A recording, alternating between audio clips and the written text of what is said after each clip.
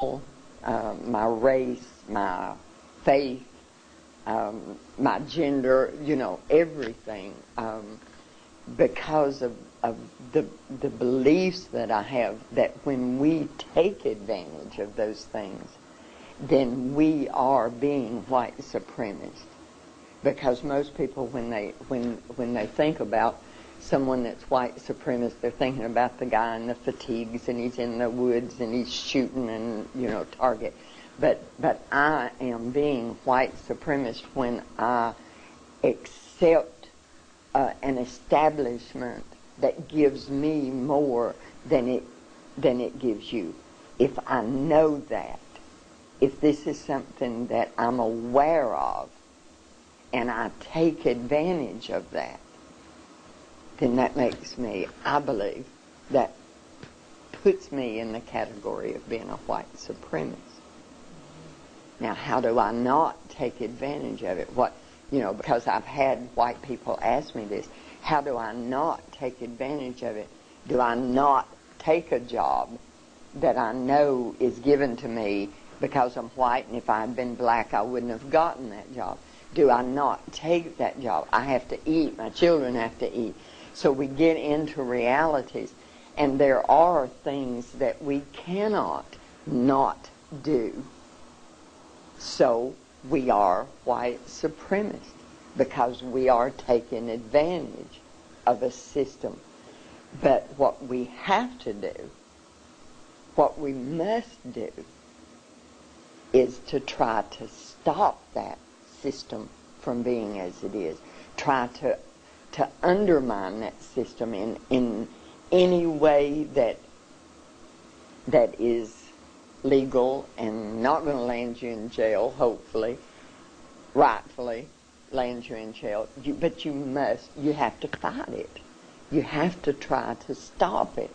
But that still doesn't stop you from taking advantage, because every day of your life as a white person, all day, everything that you do, everywhere you go, you are taking advantage of being white.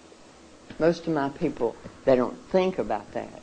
They've never had to think about that, which is the greatest advantage of being white. They don't have to think about it. It's not a determining factor in their life. That is a conscious factor. And I'm talking too much. No, you're not talking too much. Please. As a person who classifies themselves as white, and even as white supremacist, as you have just stated, what specifically do you view your role to be as you interact with other people who classify themselves as white? I've said for a long time, God's placed me on a path that there's not many other footprints on that path. There are some. Thaddeus Stevens he's one of my heroes. Most white people wouldn't have any idea who he is. I have the responsibility to try to change it. I don't actively celebrate the 4th of July because you don't have freedom. You're not free. You have oppression every day of your life. If you have children, when those children are born, you have to immediately begin to teach them what they cannot do in order to survive. And I love the Lord. Everything that I do is because I read the Scripture and I see direction that's given to me that I don't hear white preachers preaching. See, I don't hear it in the pulpit. And I don't understand why I don't hear it in the pulpit. So my response, I'm the one that causes it. It's not, I don't understand white people that talk, and in their words the blame is placed on the recipient of the oppression. You know, like, okay, the oppression is here, so get out of the way, and then you're not going to be oppressed anymore. That's not how it works. I am the oppressor, so the responsibility is mine to stop that. Now, stopping it, that's different. It's hard because I don't have any power other than the power of being white and taking advantage of what I don't have money. I don't have influence. So how I stop it, I don't really have anything except a big mouth and words that I know are wrong when I see a wrong.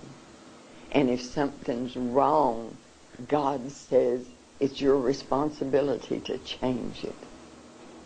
And I know we don't want a sermon here, but I believe He's going to hold us accountable for the things that we've done and are doing, and do not try to make a difference to change. And when I stand in front of Him, I want to have some of those things where He's going to say, I know you worked at this. Everybody always wants to know what's your angle, especially non-white people. What is it? Why are you doing this? And of course that comes from 500 years of white people not doing anything good unless there's something in it for them, and I understand that. And in a way, I'm in that same category there. I have children. I have grandchildren, more grandchildren on the way. I don't want those children growing up having to dodge bullets.